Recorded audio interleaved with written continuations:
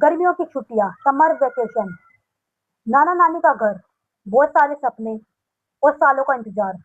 ये चीजें हर बच्चे के दिल में होती है। हर बच्चा चाहता है कि वो अपने नाना नानी के घर जाएगा, ये चीजें लाएगा, यहाँ घूमेगा, वहां घूमेगा, बहुत सारे सपने होते हैं। लेकिन ये सपने 90s में अलग थे, 21st में अलग है। दोनों ही सिचुएशन में अलग फीलिंग है, अलग वातावरण, अलग माहौल और अलग वक्त है। पहले के टाइम पर अगर आप नाना नानी के घर पर जाते थे तो जो नाना नानी होते थे वो आपके लिए चीजें संभाल संभाल कर रखते थे। वो आपको घुमाते फिराते, चीजें खिलाते थे बना बना कर, नए कपड़े भी दिलवाते थे। वो सोचना शुरू कर देते पहले ही कि लड़की आएगी, बच्चे आएंगे, या फिर भांजा भांजी आएंगे, बेटा आएगा। बहुत सारी चीजें उनके मन में चलती थी। इंतजार करते थे वो कि छुट्टियां पड़ेंगी और बच्चे आएंगे। उनकी ये फीलिंग थी। लेकिन और जो मामा होते थे या जो मामी होती थी वो ना चाहते हुए भी इस चीज को आगे बढ़ाते थे, क्योंकि नाना नानी साथ में थे तो वो अपने बेटे को बोलकर अपनी बेटी को यानी उसकी बहन को बुलवा लेते थे। लेकिन जब नाना नानी नहीं होते हैं तो जो लड़का होता है ना, जो मामा होता है, वो नहीं लाता, वो लाना ही नहीं चाहता। ये 100% गारंटी है इस चीज की। बहुत से ऐसे लड़के होते हैं या बहुत ही कम ऐसे लड़के होंगे जो अपने भांजे को, भांजी को, अपनी बहनों को ले जाते हैं छुट्टियों में और घुमाते हैं फिराते हैं। बहुत ही कम होंगे। पहले के टाइम पर थोड़े बहुत होते थे, आजकल के टाइम पर नहीं है। आजकल के टाइम पर सोचते हैं कि भाई ये आ गया, या 15 दिन ये आ गया, ये आ गई, इस टाइम पे 1-2 दिन इट्स ओके। लेकिन 1-2 दिन के बाद वो बच्चा, चाहे भांजा ही क्यों ना हो, भांजी ही क्यों ना हो, वो चीज उनको खलने लग जाती है कि ये आ गया, वो आ गया। लोग बोलते हैं कि जो औरत होती है वो घर तोड़ देती है, यानी कि जो मामी होती है वो, नहीं मामा तो अच्छे होते हैं, ऐसा नहीं है।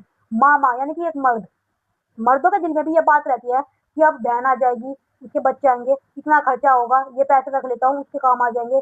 उनके अंदर पैसों को लेकर इनसिक्योरिटी आ जाती है। तो ननंद होती है, आज की भाभियां जो होती है वो ननंद को नहीं बुलाना चाहती। उन्हें ऐसा लगता है कि ननंद आएगी, ये देना पड़ेगा। जबकि वो अपने घर वालों के लिए बहुत सारी चीजें ले जाने को तैयार बैठी होती है, लेकिन ननंद को देकर वो खुशी नहीं होती। मैं यहाँ पर सिर्फ एक ही चीज बोलूंगी, आप जैसे पहले बच्चे नाना नानी के जाते थे वो वर्थ होता। और आज के टाइम पर अगर आप नाना नानी के जाओगे, वैसे तो नाना नानी आप साथ मिलेंगे नहीं, क्योंकि आज के टाइम पर नाना नानी बहुत कम होते हैं। बट अगर आपके पास है तो आप फॉर्चुनेट हो, आप सौभाग्यशाली हो, क्योंकि नाना नानी के होते हुए आपको प्यार मिलता है, रेस्पेक्ट मिलता है, अपनापन मिलता है, फीलिंग अलग होती है। नाना नानी के बाद वो फीलिंग नहीं होती, आप चले भी जाओ आपको मन ही नहीं लगता है।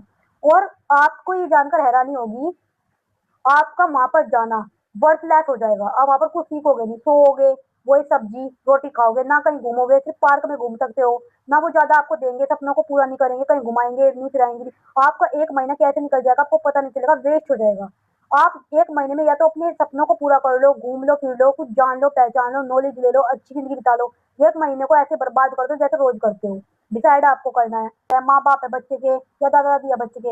आप एक वैकेशन प्लान कीजिए, 15-20 दिन की वैकेशन प्लान कीजिए छुट्टियों में।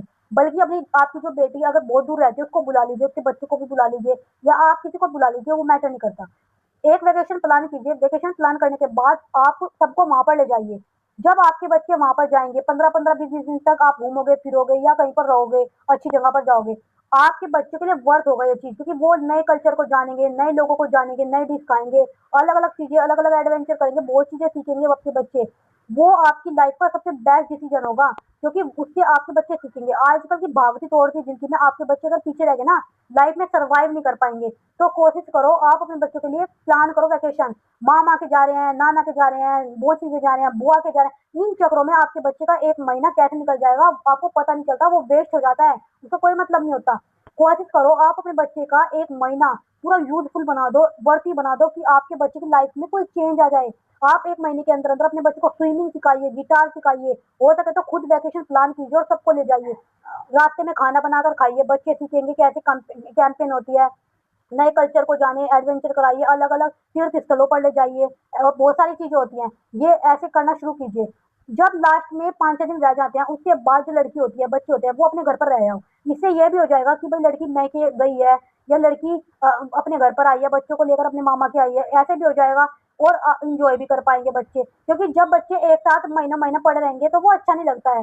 कोई भी कितना भी करीबी हो, सिर्फ पड़े रहना या रहना सिर्फ भगवान के मंदिर में अच्छा लगता है, और कहीं पर भी कोई भी आपको नहीं रख सकता। इस चीज को समझिए। तो समर वेकेशन को वैकेशन की तरह चलाइए, अपने सपनों को जीना शुरू कीजिए। अपने बच्चों को बोझ मत बनने दीजिए किसी पर। अपने बच्चों के 1 महीने को यूजफुल बनाइए, वर्थी बनाइए, वर्थलेस मत बनाइए आप।